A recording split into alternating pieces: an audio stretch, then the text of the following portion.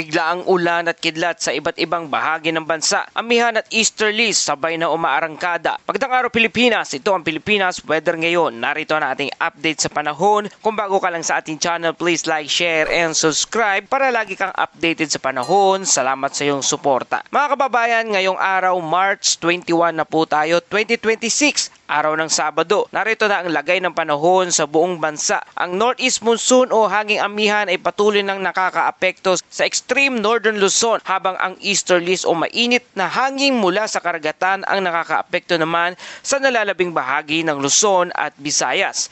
Sa lugar ng Batanes, Ilocos Norte, Apayao at Cagayan, asahan ng maulap hanggang bahagyang maulap na kalangitan na may panakanakang mahinang pag-ulan dulot ng hanging amihan. Walang inaasahang malaking epekto, ngunit manatiling alerto lalo na sa malamig na panahon. Sa lugar ng Metro Manila, Luzon at Visayas, ang natitirang bahagi ng bansa, mararanasan ng bahagyang maulap hanggang maulap na kalangitan na may isolated rain shower o thunderstorm. Dulot naman ito ng easterlies. Sa oras na malalakas na thunderstorm, may posibilidad na maranasan ng flash flood at landslide sa mga nabanggit na lugar. Sa lugar ng Mindanao, inaasahan din ang isolated rain shower o thunderstorm dahil sa localized thunderstorm naman. Katulad sa ibang bahagi ng bansa, mag-ingat sa biglaang pagbuhos ng ulan at pagbaha at pagguho ng lupa. At dako naman tayo sa ating hangin at karagatan. Sa Southern Luzon, Visayas at Mindanao, ang hangin ay mahina hanggang sa katamtaman mula northeast to north na may alon mula 0.6 hanggang 2.5 metro ang taas. Bahagyang hanggang sa katamtaman ang mga alon sa mga lugar na yan. Sa nalalabing bahagi ng Luzon,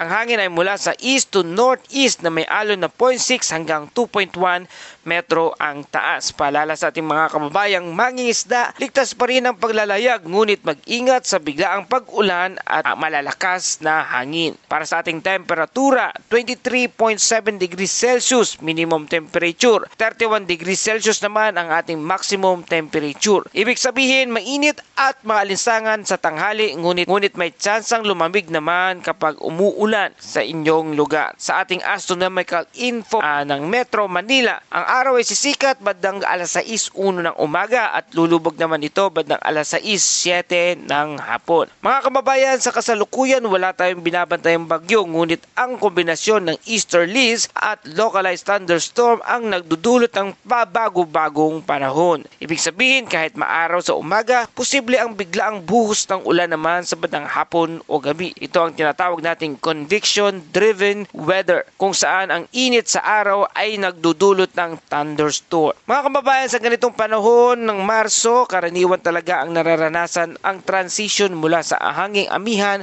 papunta na ng tag-init. Kaya mas nagiging madalas ang isolated thunderstorm sa bandang hapon. Dulot naman niya ng mga madudulas na kalsada. Para sa ating Bible verse of the day mula sa Awit 121 verse 7 hanggang 8, ang Panginoon ang mag-iingat sa iyo sa lahat ng kasamaan, iingatan niya ang iyong buhay. Mga kababayan, sa kabila ng pagbabago ng panahon, paalala na may gabay at proteksyon tayong maasahan. Manatili tayong handa at may pananampalataya sa bawat araw. Salamat sa iyong patuloy na pagtutok at pagtangkilik dito sa ating channel. Kung nagustuhan niyo ang balitang ito, please like, share, and subscribe para lagi kayong updated sa ating panahon. Ito ang Pilipinas Weather ngayon na lagi nagpapaalala, mag-ihanda, mag-iligtas, mag-alerto. Ingat tayong lahat.